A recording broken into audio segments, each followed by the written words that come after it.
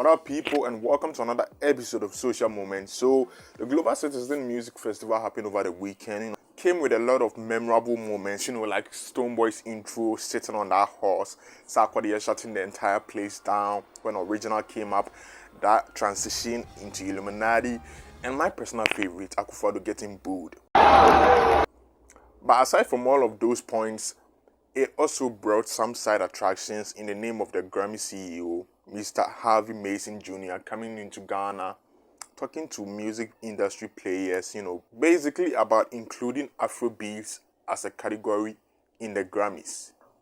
Now, this man shared a lot of insight at his press conferences, and we finally got an answer to why Ghana has been snubbed for so long when it comes to the whole Grammy situation. Let's take a look at what he said.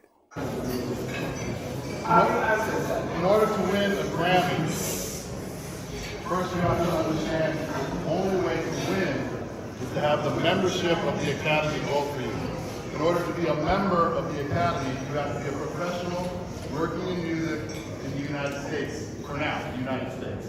For now, in order to win a Grammy, the membership community of the Grammy or the academies need to vote for you. And for now, you have to be somebody in the music industry registered in America, for now.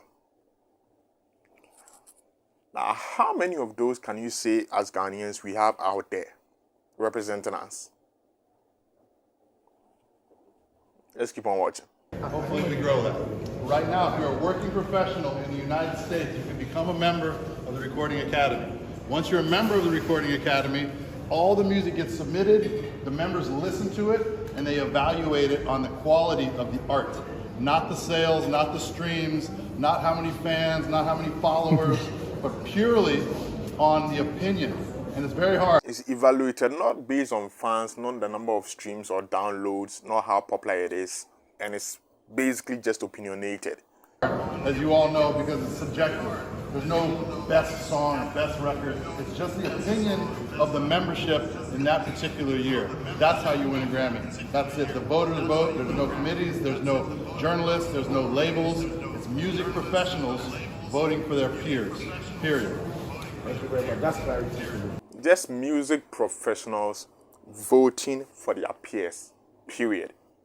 Now, do you people now understand what Sarkodie said about, people always on radio and such, always criticizing and all, and also how they should level up to help putting Ghana on the map, because the people, they love to compare Ghanaian musicians with so much, aka their Nigerian counterparts, have all of these kind of, connections out there that help them in situations like this.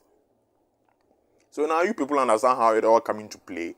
It's all coming into play because, like, who do we got there? I don't think we have such people there on that level, right? And if we don't, year in, year out, we can sit on Twitter and whine and, shade these musicians and make them feel worthless and all of that. But ultimately, it is not their doing.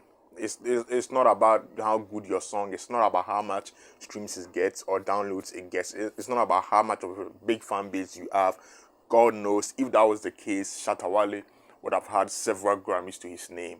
It's not about any of that. It's just purely music professionals registered in the United States who form the community of this academy. And in their opinion, who they think a best song of the year, this song, what album, this and that should go to, they vote on that. So probably a handful of people, I don't know if they are even up to 1,000, as opposed to millions of people who listen to the music of this musician. This handful of people just decide. And as a small country as we did, Ghana here, as compared to Nigeria, that's like 5 times our size, and the influence and they have, you really think we stand a chance? Now somebody will say, well, if that's the case, how come Rocky Damoni have been, nominated several times? I would say, if you ask me, it's pretty much the genre of music he does. And he also don't do it here in Ghana, if you've noticed that. It's pretty much based out there. It's not based in Ghana, it's pretty much based out there. So he might have formed such connections on his own that has even given him that amount of leverage to even be nominated. You can't say the same for everyday other musician practicing their craft right here in Ghana. I hope that this puts everybody's mind at ease. I hope. I know it's probably not gonna happen, but rival fan base are still gonna use it as a point to troll each other, even though none of their musicians have even been nominated or won but they are gonna still use it. But I hope that if I was a musician, after hearing this will put my mind at ease, a lot of weight lifted off my shoulder, because I'll know that I'm doing my part.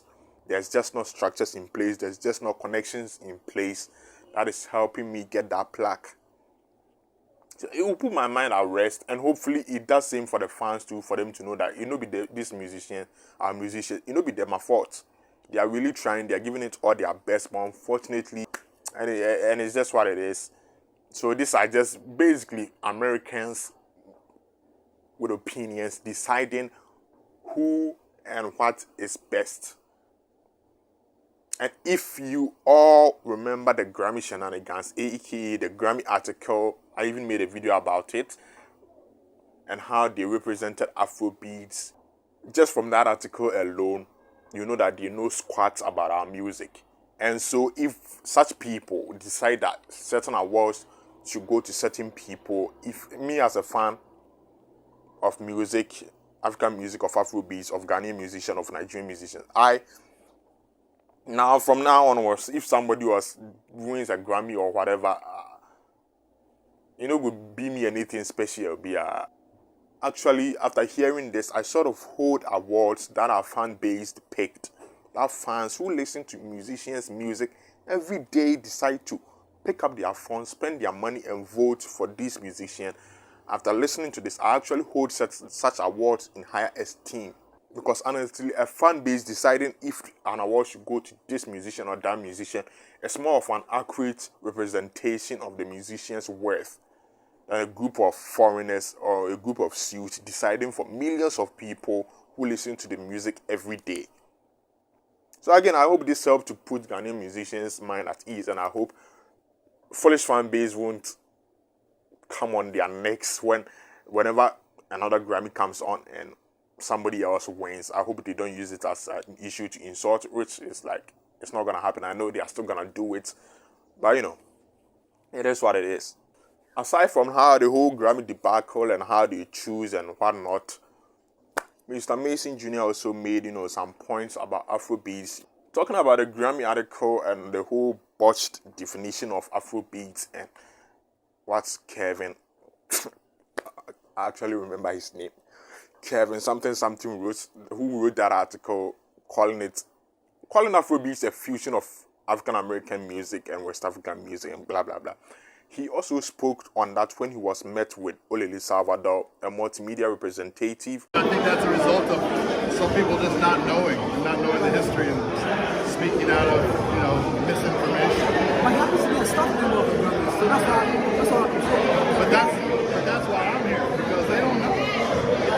He shouldn't have been, or she shouldn't have been writing that. They don't know. But a lot of things we don't know, and that's why we're trying to learn and trying to be better. They were only doing it because they love the music. I'm sure of that. If they wrote it, it's because they're champions. They probably just had some misinformation. So doing trips like this, me being a part of different music communities and having more members from this region will help inform. There's a lot of background noise in the video, but if you pay attention to it, basically he's saying the person who wrote the article fucked up. He shouldn't have bothered since he doesn't know what he was talking about.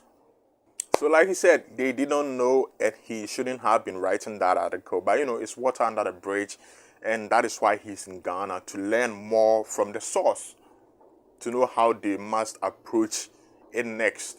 So this is good news. This is all good. Hopefully good things come out of his visit here. I hope it does, and I know it will. Hopefully. And that's it for today. Have any words about this video, my opinions or his? Leave a comment. Let me know what you think about it. Leave a like, subscribe. Catch you later.